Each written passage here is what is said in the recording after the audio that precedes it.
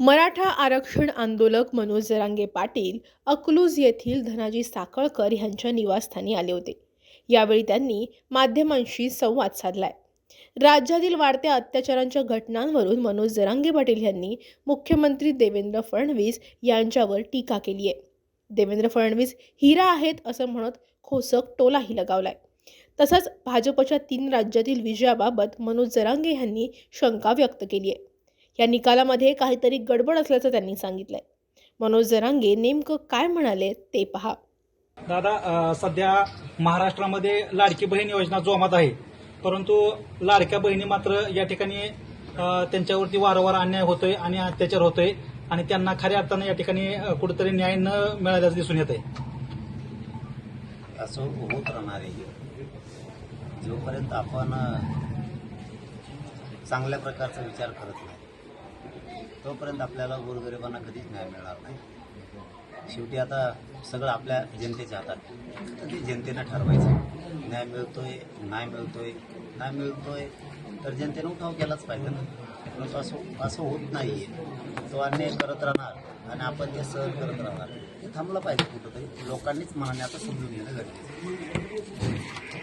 आहे। सातारा गॅजेटची अंमलबजावणी कधी होईल? हा, मी त्याच प्रक्रियेत मी सध्या सारखं तोच विषय आता लावून धरलेला आहे की सातारा संस्थांचा गॅजेट तर जे आर तुम्हाला काढायचं आहे कधी। उपसमिती नेमकं काय काम करते?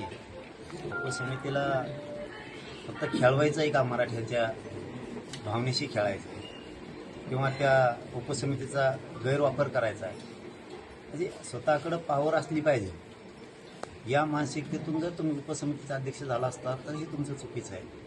तुमची मानसिकता असली पाहिजे की माझ्या हातात पॉवर आली, मी गोरगरिबांचं कल्याण केलं पाहिजे, या भूमिकेतून उपसमितीच्या अध्यक्षांना आलं पाहिजे।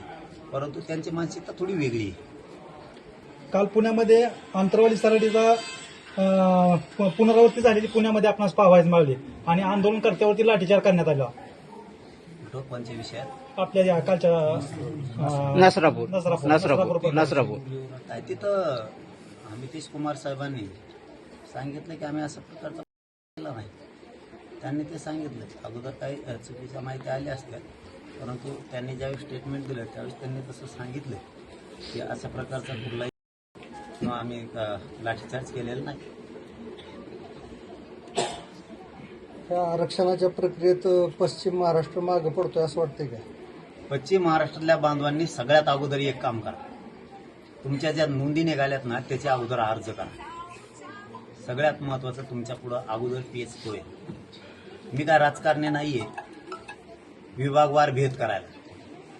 मी या राज्यातल्या कानाकोपऱ्यातल्या मराठ्यांचं काम करतोय, त्यांचे लेकरं बाळ मोठे व्हावेत यासाठी झगडतोय। सगळ्यात अगोदर हे काम करणं खूप गरजेचं आहे की 58 लाख नोंदी ज्या निघाल्यात त्याच्यातल्या आपल्या तालुक्यात किती निघाल्या, आपल्या जिल्ह्यात किती निघाल्यात याचा शोध अगोदर तो घेणं गरजेचं आहे। तुमच्याकडे उदाहरणार्थ एकच उदाहरण द्यायचं ठरलं तर विटा तालुक्यात 14,000 नोंदी निघाल्या। मी आता विटेवरच आलं, 14,000 नोंदी निघाल्यात, प्रमाणपत्र 3,000 घेतले। अर्ज करायचे नाही आहेत का आपल्याला? आपण अगोदर ते तर पदरात घ्या। सातारा संस्थांचं गॅझेटियर येणार आहे, तुमचं कोल्हापूरचं संस्थांचं गॅझेटियरचा त्याचा पण GR येणार आहे, त्याची काळजी नका करू। समाजासाठी मी उभा आहे। गॅजेट आता कुठल्या प्रोसेसमध्ये सध्या? आयुक्तांनी त्याच्यावरती अहवाल मागितला आहे। आता सरकार अहवाल तयार आहे तर आता सरकार मागून घेईल, एवढीच प्रक्रिया राहिली।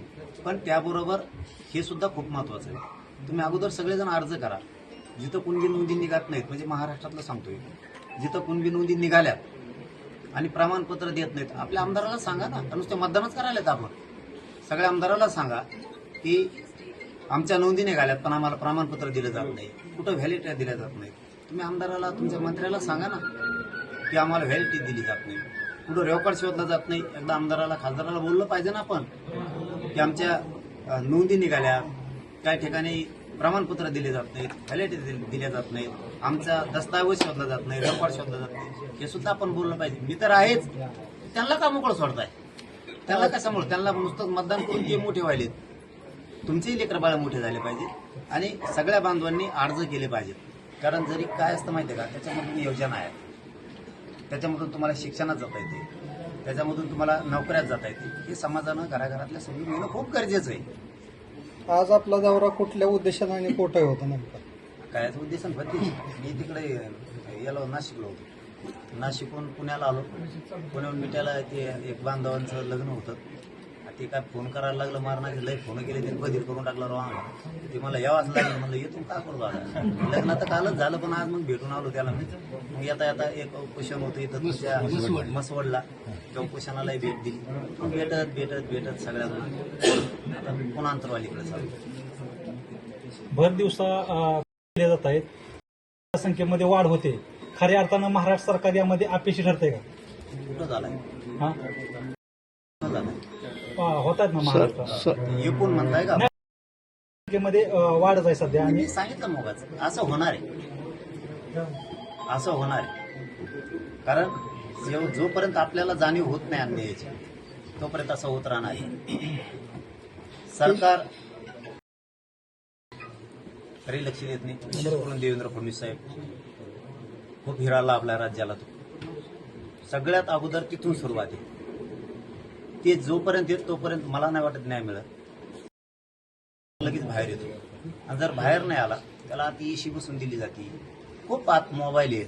आता आमच्या बीडचं जर उदाहरण घेतलं तर संतोषबाईच्या देशमुखांचा त्याच्यातला आरोपी किंवा ते दुसरे आरोपी कोणी पण दुसरेपणा कुशाल फोनवर बोलते. आयला आपला इथं जर गाडीत नुसता मोबाईल सुन राहिला तर लवकर पोलिस मोबाईल देत नाहीत, मोबाईल आणून देत.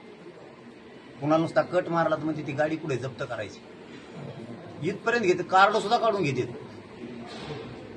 आणि काहींचे मोबाईल संशयानं जर घेतले, 10-15 जण आहेत, त्यातले जर 8-10 जणांचे मोबाईल घेतले संशयाने, तर किमान ते मोबाईल 2-2, 3-3 महिने त्या पोराला देत नाहीत. माघारी काय तपासू तू, का त्याची व्हिडिओ बघू तू.